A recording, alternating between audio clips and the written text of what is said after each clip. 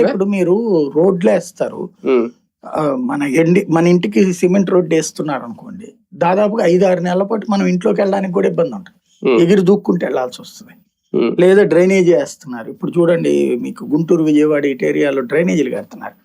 ఆ కట్టేటప్పుడు మామూలుగా మనకి ఇంటికి బయట మెట్లలాగా అది కట్టుకుంటాం, అలాగే పక్కన కాలువకి పైన వేసుకుంటాం సిమెంట్ చెప్తారు, అవన్నీ పగల కొట్టేస్తున్నారు. కొట్టేసేసి మళ్ళీ వీళ్ళు వేసి ఇవన్నీ కట్టేటప్పుడు కనీసం 6-7 నెలలు పడుతుంది.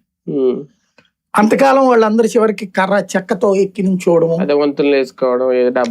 అట్లాగా ఉంటది. కాబట్టి డెవలప్మెంట్ అనేది జరుగుతున్నప్పుడు సమస్య తప్పదు. గతంతో పోల్చుకుంటే మెరుగైనటువంటి పరిస్థితి రావాలి అంటే మాత్రం టైం తీసుకుంటది. అయితే ఒక్కసారి వెల్ సెటిల్డ్ అయితే ఆ తర్వాత పెద్ద పెద్ద ప్రాబ్లమ్స్ ఉండకపోవచ్చు రాజధాని ప్రాంతం వరకు నేను అనుకోను. అంటే గ్రామాలను విస్మరించారు నేను అనేది ఏంటంటే ఇప్పుడు సీడీ యాక్సిస్ రోడ్డు దాదాపు 14.5 కిలోమీటర్లు ఎంతో, అది మొత్తం E3 రోడ్లు కానీ ఎన్ రోడ్లు కానీ నార్త్ ఈస్ట్ రోడ్ అన్ని చాలా ఈ 2 ఏళ్లలో అంత పర్ఫెక్ట్ గా వేసేసారు కదా. నిజంగా తలుచుకుంటే ఆ గ్రామాల్లో ఈ 2 ఏళ్లలో రోడ్లు వేయలేరా, ఎందుకు వదిలేశారు అంటే నేను అనేది అదే. ముందు మెయిన్ ఒక పక్కన గ్రామాల ప్రాంతాలు గ్రామాలకి దీనికి అనుసంధానించాలి కదా.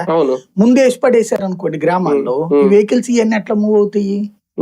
లారీలో ఇవన్నీ తిరగాలి కదా, తిరగాలంటే ముందు రోడ్డు వేసేసిన తర్వాత ఇంకేం తిరుగుతుంది అది? అంటే ఇప్పుడు ఉన్న రోడ్లు నాశనం అయిపోయినాయి కదా.